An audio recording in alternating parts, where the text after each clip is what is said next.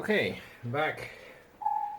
So before I can take out the rebound slide and fit the spring in, I'm going to disassemble the whole gun. And one way to do it is first take out the hammer.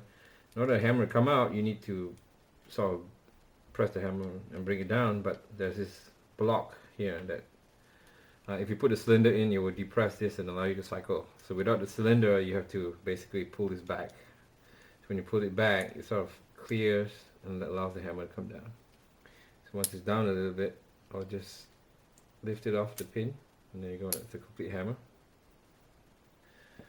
And then to take out the this is the locking mechanism for Smith & Wesson. I'll clean this gun, this is really filthy. Take out the rebound slide. There's a spring in there, so I'm just going to set it down and try and take it out slowly. I'm going to lift it up and then put my hand there so that the spring doesn't shoot me. Oh, there we go. Alright. So, and the whole thing comes up with the spring. So this is the thing that I'm going to replace with the new spring that I got. And if you see the new spring, oops, it's a lot longer. This is the pin that fits in there. Spring is a lot longer than the stock spring. So let's put this back here. Now I'm going to take out the trigger group. I'm going to pull this back. So hold it back. And then from this side, just gently push the trigger out. Work this way out. There we go. Complete trigger kit. This is spring loaded, obviously.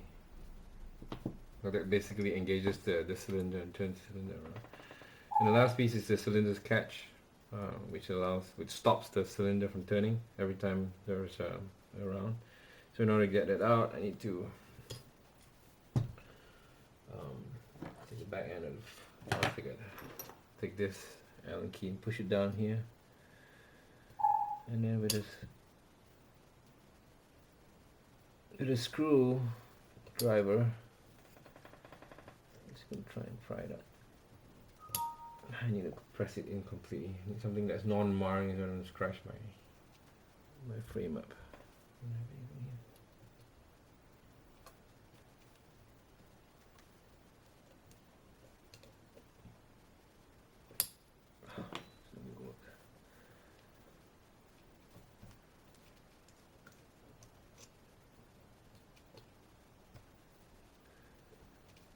Go all the way, yep, lift it up. There we go. And then there's a spring at the end of this too. You want to catch that so it doesn't fly off. This is a small spring which comes off. Put it aside. And there you go.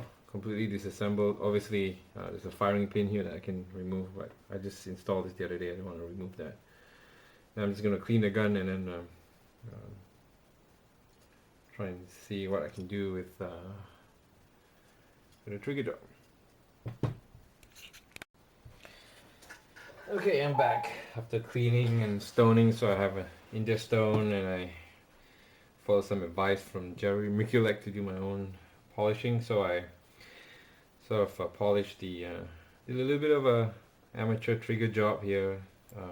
Filed down some of the rough spots, filed down the rebound spring, made it shiny. Did some work on the trigger. Obviously assembled the trigger back again. I also added two side plate shims because my hammer is cocked to one side. Because if you look at the this part here, it's a little bit shiny up here. Because when you look from the top this way, you see the hammer was tilted slightly to the left. So what I did was I put two very thin pieces of shim. I think these are hammer pivot pin shims, 0.002 inches thin. So I move it, offset a little bit off so it doesn't scratch onto the frame. So that would probably, give it a good trigger pull as well. Smoothing out the trigger pull.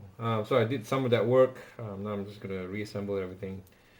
So let's put this aside. The shims come in a pack. I have this trigger shim too that I probably should put one in there. I'm going to do that right now. Because my trigger is also scratching the frame. So if you look at the trigger here, see this shiny part here. I don't know if you can look at that. Let me see if you can see.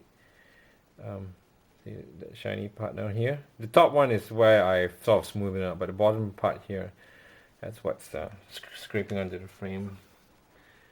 So I'm just gonna lift it off by 0.002 of an inch. So that's my blade. Let's do that here. Actually, let's just take one. Right, one piece. Come on, hands. All right, got one out. Jumped out. Ready to go. Over here, and I'll just put that on to my trigger pin here. So now I have one shim on top, one shim at the bottom. Some screwdriver. Just want to make it sit properly. There we go. Okay, so let's install the trigger. Hold it back up.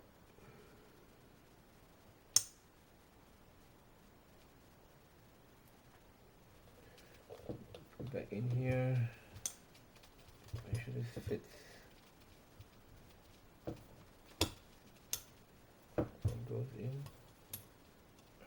It's not fitting. Oh, okay. There we go. Give it a test.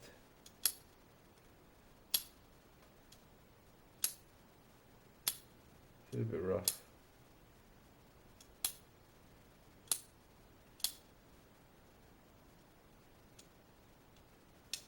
Is it the shim or is it this thing that's a little bit rough? Anyway, let me troubleshoot and come back. Okay, back.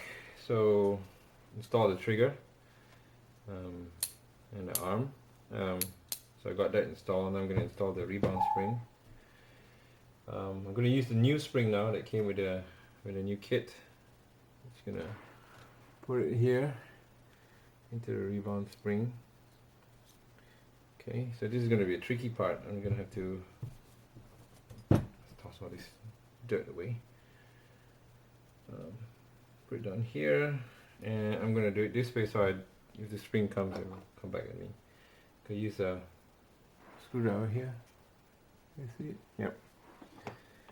Hold my hand. Just going to press this spring in. Wow, this is hard. Spring is tight.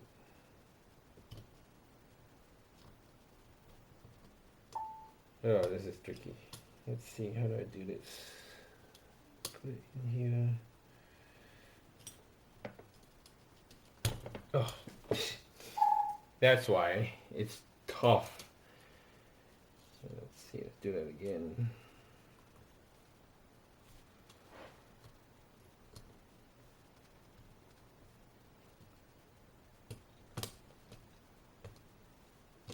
Oh, okay, this is tricky. Now what do I use to move this in?